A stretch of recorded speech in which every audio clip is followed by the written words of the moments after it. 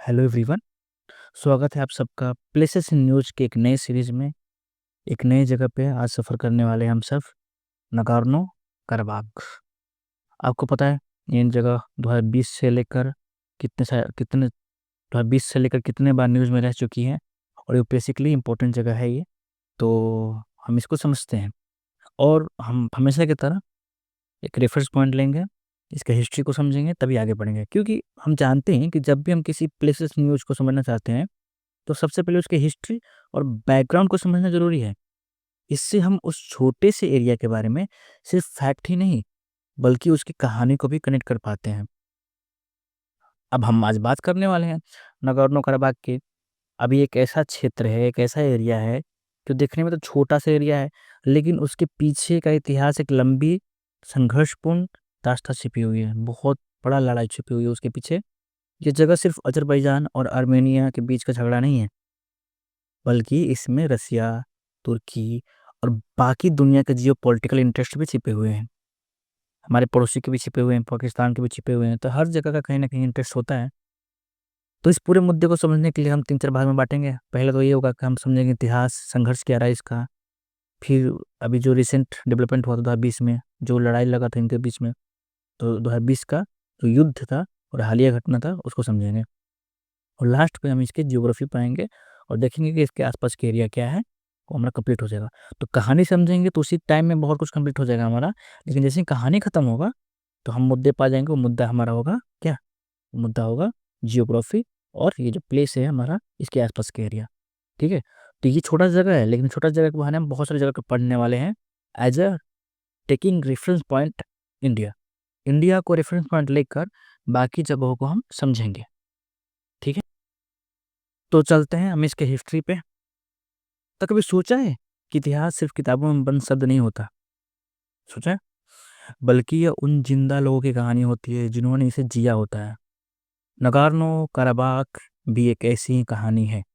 एक जगह जहाँ की पहाड़ियाँ सदियों से संघर्ष में गूंज रही है, संघर्ष लगा हुआ पड़ा है। और 2020 का संघर्ष हमने देखा ही था न्यूज़ में। यह कोई एक दिन का पैदा हुआ विवाद नहीं है, बल्कि सदियों से चलता हुआ संघर्ष है जिसमें हजारों जिंदगियां बदल रही हैं। और इस कहानी को समझने के लिए हमें थोड़ा पीछे जाना होगा, समय के पीछे, लगभग 100 साल पीछे जाना पड़ेगा। थोड़ा सा समय नहीं है, ठीक ठाक समय है, लेकिन हम 2-3 मिनट में इस कहानी को ख़त्म करेंगे ताकि हमारा काफ़ी कुछ कंप्लीट हो जाए। तो कॉकेसस एक क्षेत्र है, ठीक है? हमेशा से महाशक्तियों का अखाड़ा बना रहा है। एक तरफ ईरान, दूसरी तरफ रूस और तीसरी तरफ ओटोमन एम्पायर। इन तीनों ताकतों के बीच फंसा था नगार्नो कराबाख। मध्यकाल में, मिडिवल एज में, यह क्षेत्र कभी ईरान साम्राज्य यानी पर्शियन एम्पायर के अधीन था, तो कभी ओटोमन एम्पायर के। 19वीं सदी में रूस ने इससे जीत लिया और यह रशियन एम्पायर का हिस्सा बन गया। लेकिन इस पूरे समय आर्मेनिया और अजरबैजान समुदाय यहाँ साथ रहते थे। 2 समुदाय हैं इस इलाके में, आर्मेनिया और अजरबैजानी, ठीक है? अजरबैजान के रहने वाले, तो अजरबैजानी, ठीक है? समुदाय यहाँ साथ रहते थे। आर्मेनियन ईसाई थे और अजरबैजानी मुस्लिम थे। क्लियर है ना यहाँ पे? आर्मेनियन ईसाई थे और अजरबैजानी मुस्लिम थे, ठीक है? इससे भी बहुत ज़्यादा रिलीजन का जो फैक्टर होता है ना, इससे भी जियोपॉलिटिक्स में काफ़ी इफ़ेक्ट पड़ता है। तो धीरे-धीरे इन दोनों समुदायों के बीच कटुता यानी कि दुश्मनी बढ़ने लगी। एक दरार आने लगा और 20वीं सदी में यह एक खुले युद्ध में बदल गई।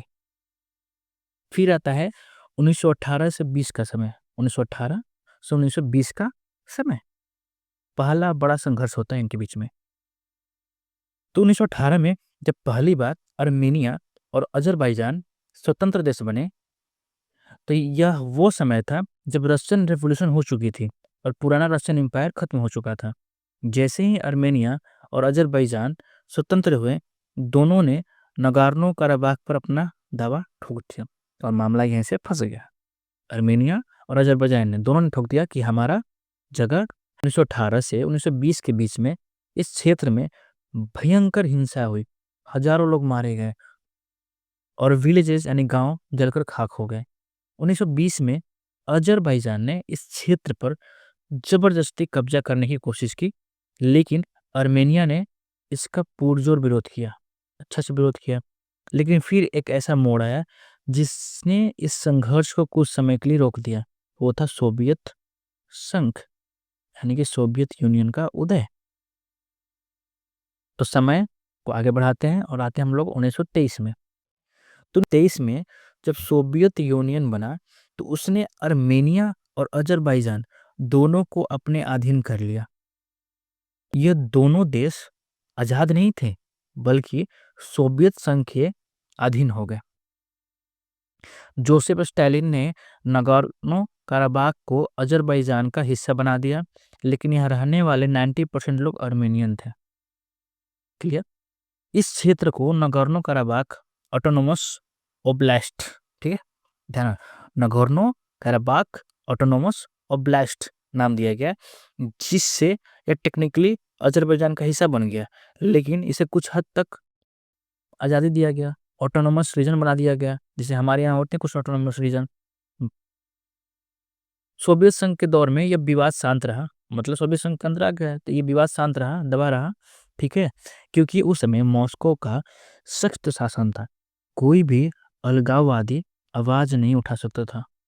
लेकिन जैसे ही सोवियत संघ कमजोर हुआ, यह विवाद फिर उठ खड़ा हुआ। फिर आता है 1988 से 1991।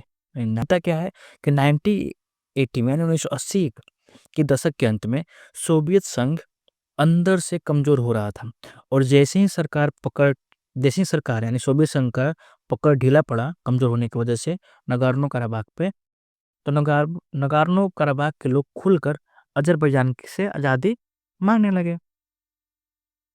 तो 1988 में नगार्नो काराबाख की संसद ने अजरबैजान से अलग होने की और आर्मेनिया से जुड़ने की मांग कर दी, ठीक है।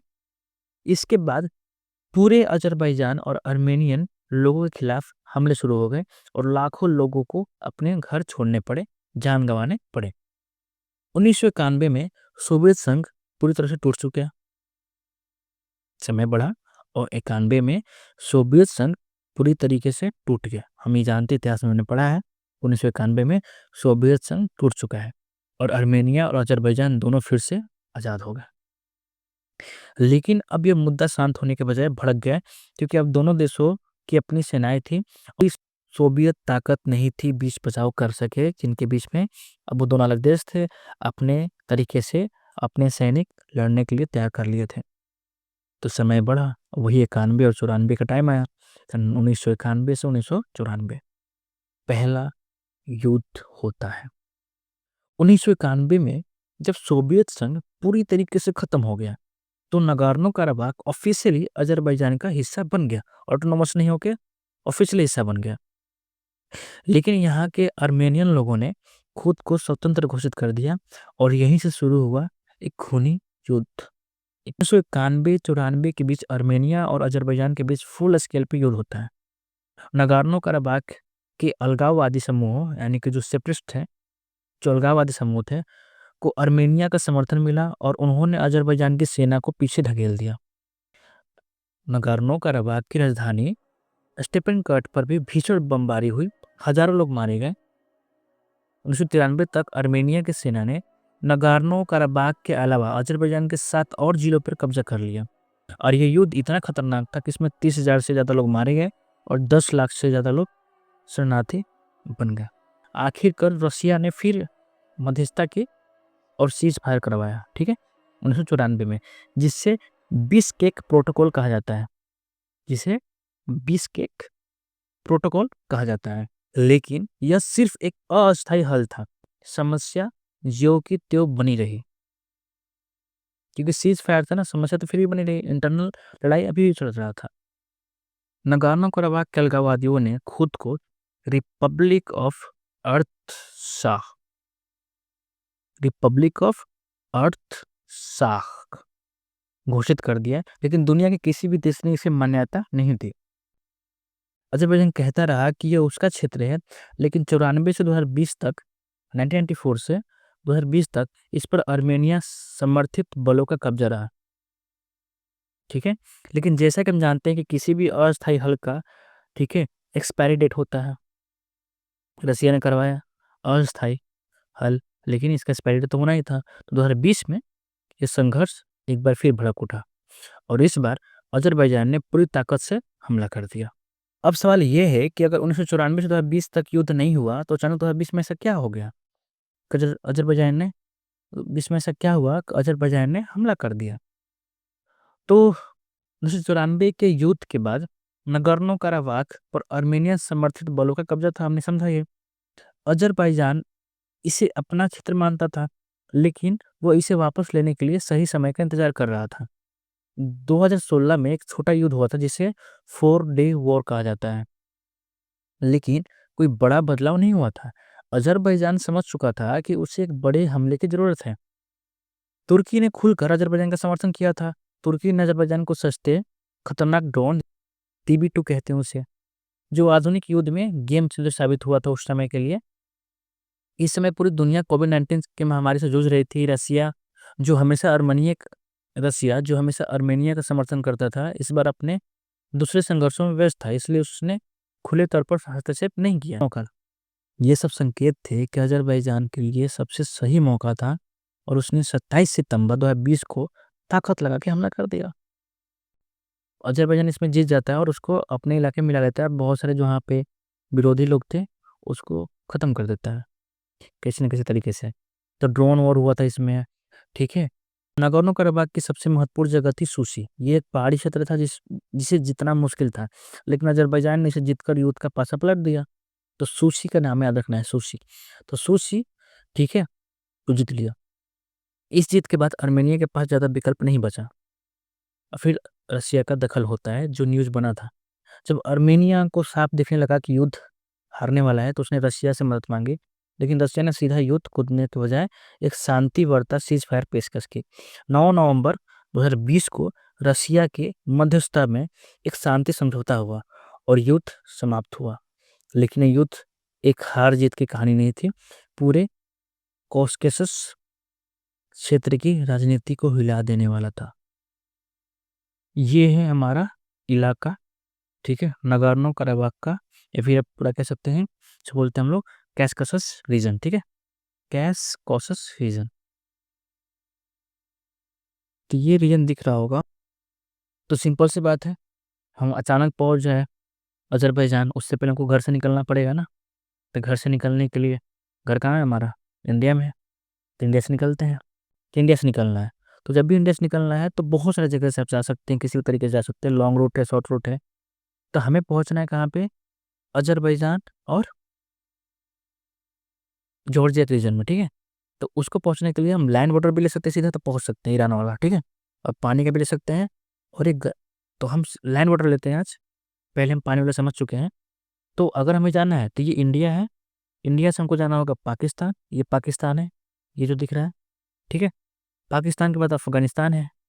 तो ये दोनों घूम लेते हैं अच्छे से, घूमते फिरते फिर हम निकलते हैं बगल वाले बड़ा सा जो दिख रहा है देश, वही ईरान। तो पाकिस्तान, अफगानिस्तान, और फिर हम पहुंचे ईरान। तो ये है ईरान। हम पहुंच गए ईरान। ईरान पहुंचते ही, ठीक है, आपको दिखिएगा दो बड़े बड़े वाटर बॉडीज, नीचे पर्शियन गल्फ दिख रहा है और ऊपर में दिख रहा है ये है कैस्पियन सी। ये है कैस्पियन सी। कैस्पियन सी के बगल में ही आपको छोटा सा रीजन दिख रहा होगा, ब्लैक सी और कैस्पियन सी, दोनों के बीच में ये रीजन है जॉर्जिया आर्मेनिया वाला, इसी को हम लोग बोलते हैं कैस्कसस रीजन, ठीक है? कैस्कसस रीजन, ठीक है? तो ये हमारा कॉकसस रीजन है, ठीक है? कॉकसस रीजन है, ठीक है? कैस्कसस या कॉकसस, ठीक है, जो भी पढ़ सकते हैं अपने तरीके से पढ़ सकते हैं।